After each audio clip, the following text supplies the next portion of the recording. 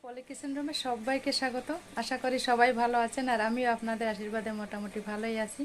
তো আজকের একটা রেসিপি নিয়ে হাজির হলাম বন্ধুরা। তো আজকের রেসিপি হবে চিলি ফিশ রেসিপি। তো বন্ধুরা দেখতে থাকুন আজকের চিলি ফিশ রেসিপিটা। আর এই রেসিপিটা কোনো অংশ যদি ভালো লেগে থাকে প্লিজ প্লিজ বন্ধুরা আমার চ্যানেলটি সাবস্ক্রাইব করে পাশে থাকবেন। তাহলে বন্ধুরা কথা না বাড়িয়ে চলুন দেখে নেওয়া যাক আজকের চিলি ফিশ রেসিপি।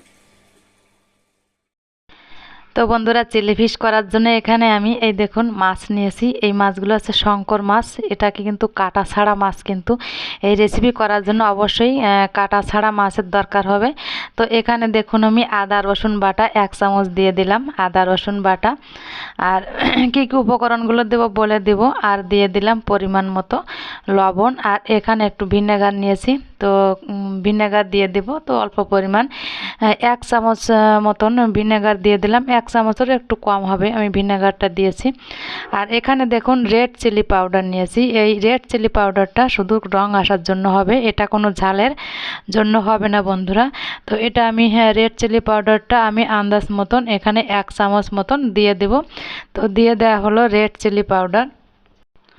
তো বন্ধুরা রেড চিলি পাউডারটা দিয়ে দেওয়ার পর এটাকে আমি কিন্তু হাত দিয়ে মাখিয়ে নিব। তো এটাকে হাত দিয়ে মাখানোই আমি মনে করি বেটার হবে, চামচ দিয়ে মাখালে অত সুন্দর হবে না। তুমি হাত দিয়ে মাছগুলোকে বেশ সুন্দর করে মশলার সঙ্গে মিশিয়ে নিচ্ছে, যাতে মশলাটা মাছের ভিতর ঠিকঠাক যায়। এই দেখুন একটা একটা পিস নিচ্ছি আর সুন্দর করে মাখিয়ে নিলাম।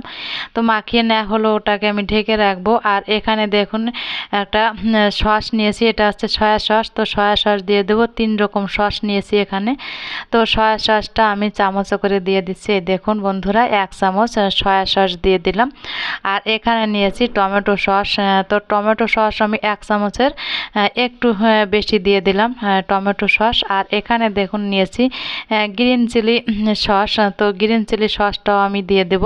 তো আপনাদের কাছে গ্রিন চিলি সস না থাকলে রেড চিলি যদি সস থাকে তো সেটা তো আরও ভালো হবে, কালারটা আরও ভালো হবে। তো আমার কাছে রেড চিলি সসটা ছিল না, গ্রিন চিলি সসটাই আমি দিয়ে দিলাম। আর এদিকে দেখুন তো মাছটা ঢাকা ছিল, ঢাকনাটা তুলে নিলাম। আর এখানে আমি দিয়ে দিলাম প্রথমে দিলাম আমি ময়দা।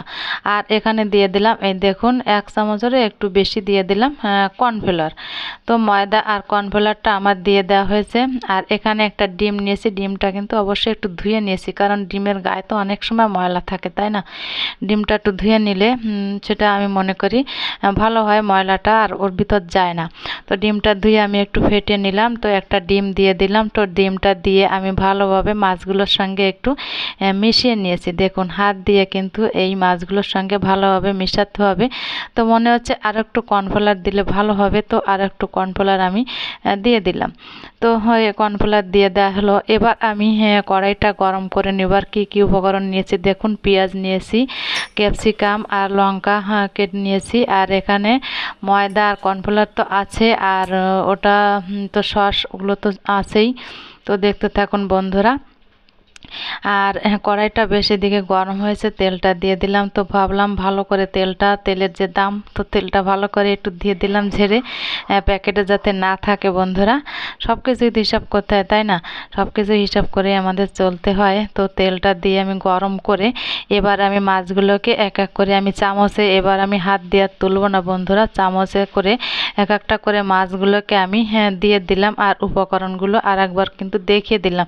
এই উপকরণগুলো কিন্তু অবশ্যই লাগবে, এই উপকরণগুলো না হলে কিন্তু এই চিলি ফিশটা হবে না। তো এবার আমি মাছগুলোকে এক এক করে উল্টে দেব। এই দেখুন এই সময় আঁচটাকে মিডিয়াম টু হাইতে রাখতে হবে, লো ফ্লেমে রাখা যাবে না, তাহলে মাছগুলো ঠিকঠাক ভাজা হবে না। তো এই দেখুন এবার আমি উল্টে দেব। দেখুন কত সুন্দর হয়েছে মাছগুলো, একদম চিকেন পকোড়া যেমন হয় ঠিক তেমন হয়েছে কিন্তু মাছগুলো।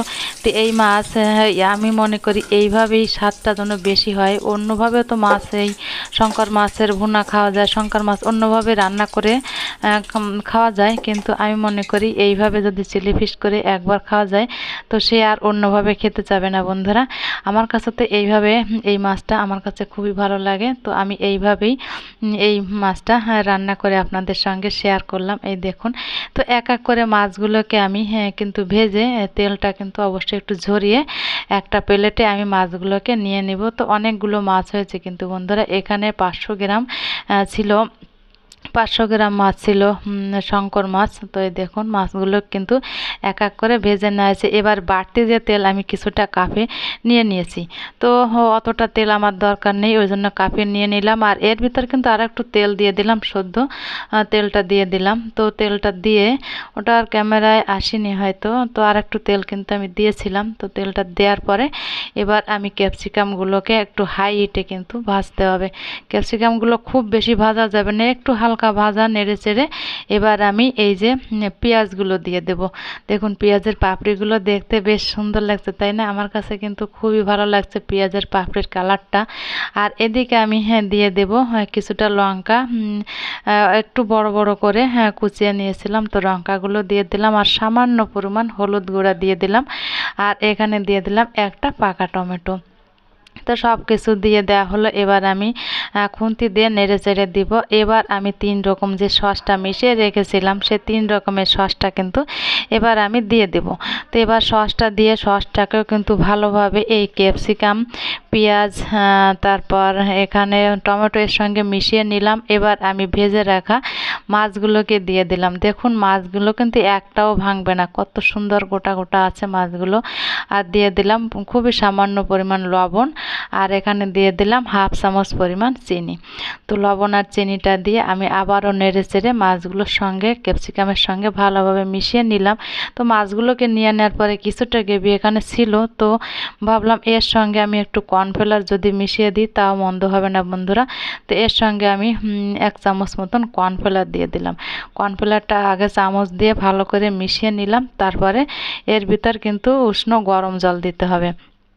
আমি কিন্তু গরম জল দিয়ে আবার একটু ভালোভাবে কর্নফ্লাওয়ারটাকে মিশিয়ে নিয়েছি। উষ্ণ গরম জল দিয়ে মিশিয়ে তারপরে কিন্তু দিয়ে দিলাম এই ক্যাপসিকাম মাছের ভিতর। তো আর একটু গরম জল নিলাম, গরম জল দিয়ে দিলাম। এই দেখুন, তো অল্প পরিমাণ গরম জল দিতে হবে। অল্প পরিমাণ জল দিয়ে তো উষ্ণ গরম জলটা দিয়ে এবার একটু আবারও নেড়ে চেড়ে দিব। আর এ সময় আঁচটাকে একটু হাই হিটে এটাকে একটু 5 মিনিটের মতন জ্বালিয়ে নেব। তো চিলি ফিশ করতে কিন্তু খুব বেশি একটা সময় লাগে না, সব কিছু যদি জোগাড় যন্ত্র থাকে অল্প সময়ের ভিতর কিন্তু চিলি ফিশটা করে নেওয়া যায়। তো খুব বেশি জ্বালানোর দরকার নেই। এই দেখুন মিনিমাম 5 থেকে 6 মিনিটের মতন আমি জ্বালিয়ে নিয়েছি। এই দেখুন, আর এর গ্রেভিটা একটু গা মাখো মাখো হবে, তবেই কিন্তু ভালো লাগবে। এই দেখুন বন্ধুরা চিলি ফিশটা কিন্তু আমার একদম কমপ্লিট হয়েছে। এবার আমি একটা বাটিতে এটাকে নামিয়ে নিব। এই দেখুন একটা বাটিতে কিন্তু এটাকে নামিয়ে নিলাম। তো বন্ধুরা দেখতে দেখুন কত সুন্দর একটা কালার এসেছে। এটাও কিন্তু যেমন কালার এসেছে খেতেও কিন্তু দুর্দান্ত হয়। তো এভাবে বাড়িতে অবশ্যই কিন্তু চিলি ফিশ আপনারা বানাবেন। বিশেষ করে শীতকালে তো আরও বেশি ভালো লাগে, গরম ভাতের সাথে যদি থাকে এই গরম গরম চিলি ফিশ তো কোনো কথাই নেই বন্ধুরা। তো বন্ধুরা আমার কাছে কিন্তু এই চিলি ফিশটাই কিন্তু ভালো লাগে চিলি চিকেনের থেকে। তো চিলি ফিশ রান্নাটা কিন্তু আমার কাছে খুবই ভালো লাগে। দেখুন বন্ধুরা কত সুন্দর একটা কালার হয়েছে। আপনারাও বাড়িতে এভাবে চিলি ফিশ বানিয়ে খাবেন। তো বন্ধুরা আপনারা ভালো থাকবেন, সুস্থ থাকবেন। দেখা হবে অন্য কোনো নতুন ভিডিওয়। বাই।